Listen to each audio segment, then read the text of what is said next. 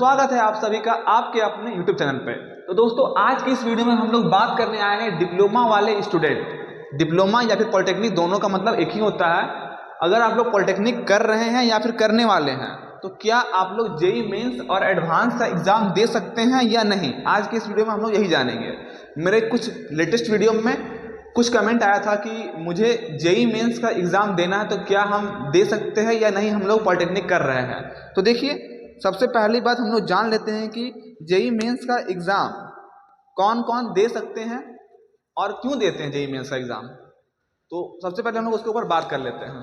तो देखिए, JEE mains का जो एग्ज़ाम होता है उसको देने के बाद आप लोग बीटेक कोर्स में एडमिशन लेते हैं, ठीक है। अगर आप लोग पॉलिटेक्निक कर रहे हैं या फिर करने वाले हैं तो आप लोग देखिए, आप लोग 3 साल का पॉलिटेक्निक किए, ठीक है, और आप लोग अगर बीटेक करना चाहते हैं तो एक लैटरल एंट्री मतलब कि D2D का एग्जाम होता है, डिप्लोमा टू डिग्री, जिसके बाद आप लोगों को 3 साल में ही बीटेक हो जाता है, आप लोगों को 4 साल नहीं लगता है। और वहीं अगर आप लोग 12th साइंस से किए हैं तो आप लोगों को 4 साल का बीटेक करना पड़ता है, वो भी जेईई मेंस और एडवांस एग्जाम देने के बाद, ठीक है। जिसमें कि आपको टोटल जोड़े तो अगर 4 साल का बीटेक, 2 साल का इंटर मतलब कि 6 साल, और वहीं अगर इधर हम लोग जोड़े 3 साल का पॉलिटेक्निक और 3 साल का इंटर मतलब कि 6 साल, तो दोनों मिला के आप लोगों को जो समय लगता है वो 6 साल ही लगता है, चाहे आप पॉलिटेक्निक करके बीटेक कीजिए या फिर इंटर करके बीटेक कीजिए। लेकिन जो स्टूडेंट पॉलिटेक्निक कर लेते हैं वैसे स्टूडेंट बीटेक करने के लिए हमेशा D2D का ही सहारा लेते हैं, ना कि जेईई मेंस का। क्योंकि अगर आप लोग जेईई मेंस के द्वारा जाएंगे तो आप लोगों को फिर लैटरल एंट्री ना मार के सीधा आपको 4 साल के कोर्स में ही एडमिशन लेना पड़ेगा।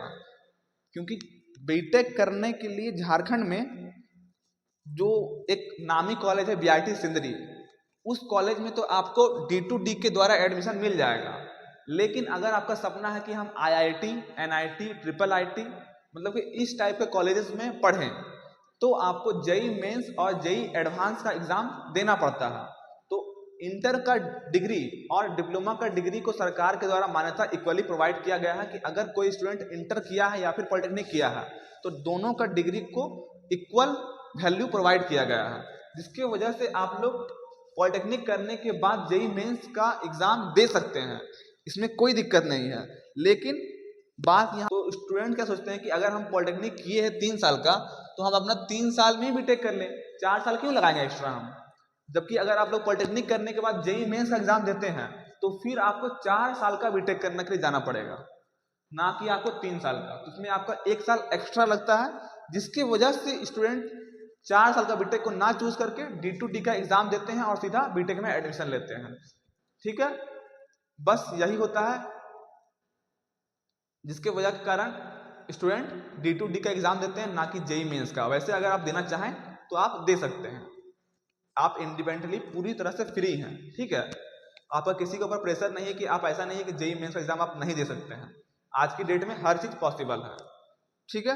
तो आई होप आपको अच्छे से बात समझ में आ गई है, और वीडियो अच्छा लगा है तो एक लाइक करें, चैनल पर नए हो सब्सक्राइब करें। बाकी मिलते हैं नेक्स्ट वीडियो में नए टॉपिक के साथ में, तब तक के लिए जय हिंद, वंदे मातरम।